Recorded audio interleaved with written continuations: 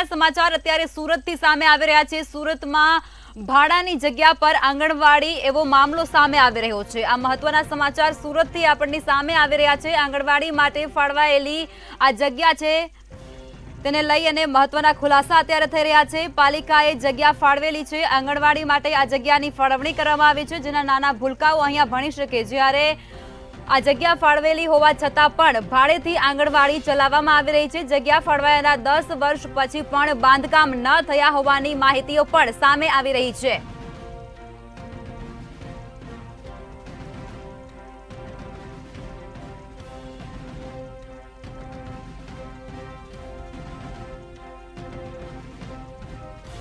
વધુ વિગતો સાથે દિવ્યેશ પરમાર સુરતથી લાઈવ જોડાઈ ચૂક્યા છે। દિવ્યેશ, માહિતી સામે આવી રહી છે કે આંગણવાડી માટે જગ્યા ફાળવાયેલી છે, છતાં પણ ભાડાથી જગ્યા પર આંગણવાડી ચલાવવામાં આવી રહી છે। શું છે વધુ વિગતો?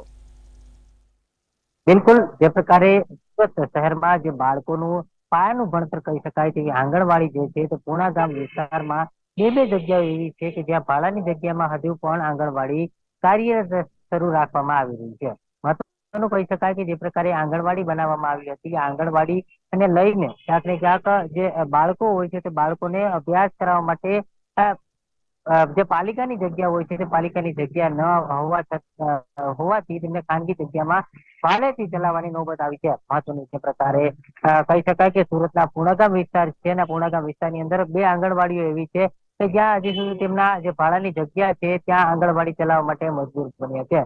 બાળકો અભ્યાસ કરવા માટે આવતા હોય છે, પરંતુ કહી શકાય કે સુરત મહાનગરપાલિકા દ્વારા છેલ્લા ઘણા વર્ષોથી જગ્યા ફાળવવામાં આવી છે, તેમ છતાં હજી સુધી આંગણવાડીનું બાંધકામ થયું નથી। મહત્વની વાત કહી શકાય કે અત્યાર સુધીમાં જે આંગણવાડીના બાળકો ભણ્યા છે તે પણ આ ખાનગી અને ભાડાની જગ્યામાં જ ભણ્યા છે। જે પ્રકારે માહિતીઓ સામે આવી રહી છે તેમાં બાળકો જે છે તે અત્યારે પણ ખાનગી જગ્યા છે ત્યાં અભ્યાસ કરી રહ્યા છે અને ખાનગી જગ્યામાં અભ્યાસ કરતાની સાથે જે ભાડું છે તે પણ તેમની પાસેથી વસૂલવામાં આવી રહ્યું છે। એટલે કહી શકાય કે જે બાળકોના ભણતરના જે પાયાનું કહી શકાય એવું આંગણવાડી માટે પાલિકાએ જે જગ્યા આપેલી છે તેમાં હજી સુધી બાંધકામ થયું નથી।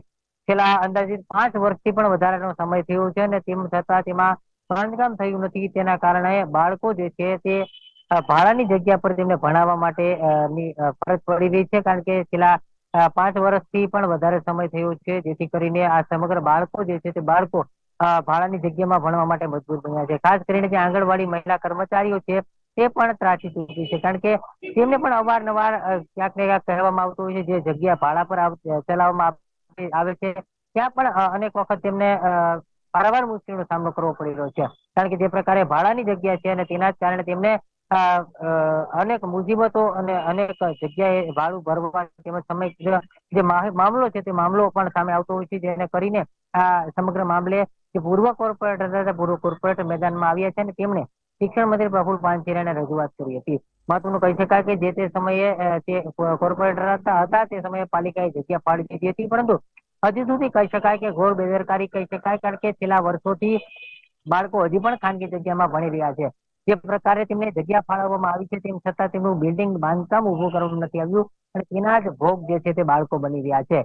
જે પ્રકારે બાળકોનું પાયાનું શિક્ષણ બાલ મંદિર હોય છે તેના થકી તેમના જીવનની શરૂઆત થાય છે અને અભ્યાસમાં પહેલો પાયો પ્રથમ પાયો કહી શકાય, પરંતુ હજુ બાળકો માટે પ્રથમ પાયાની જગ્યા જ નથી અને જગ્યા છે તો બાંધકામ નથી, કારણ કે બાળકો બાલ મંદિરના છે અને તેમના માટે રમત ગમત સહિતની જે ચીજ વસ્તુ હોય છે તે બાલ મંદિરમાં મૂકવામાં આવતી હોય છે, પરંતુ આ ભાડાની જગ્યા એટલી નાની છે કે આ જગ્યામાં કોઈ પણ રમત ગમતની વસ્તુઓ મૂકવી અશક્ય છે। એક જગ્યા જોવા ગયા તો ત્યાં તો માંડ 2 ટેબલ સમાઈ શકે તેટલી જગ્યા છે ને તેમ છતાં પણ તેમાં 20 જેટલા બાળકો અભ્યાસ કરી રહ્યા હતા અને બીજી જગ્યા છે ત્યાં પાર્કિંગ જેટલી જગ્યા છે અને ત્યાં પણ બાળકો જે છે અભ્યાસ કરી રહ્યા છે। એટલે સ્પષ્ટ કહી શકાય કે બાળકોના વિકાસમાં અવરોધ થઈ શકે છે તે પ્રકારનો માહોલ સુરતના પૂણાગામ વિસ્તારમાં જોવા મળ્યો છે। જે પ્રકારે આંગણવાડી થકી જે બાળકોનો વિકાસ છે તે થવાનો હોય છે, પરંતુ અહીંયા ઉલટી ગંગા બેતી હોય તે પ્રકારનો ઘાટ જોવા મળે છે। જે પ્રકારે ઘર નાના હોય છે તે પ્રકારે આંગણવાડી પણ ભાડાના ઘરમાં ચલાવવામાં આવે છે, જેથી કરી અને બાળકનો વિકાસ રૂંધાય તે પ્રકારનો સામનો બાળકો કરી રહ્યા છે।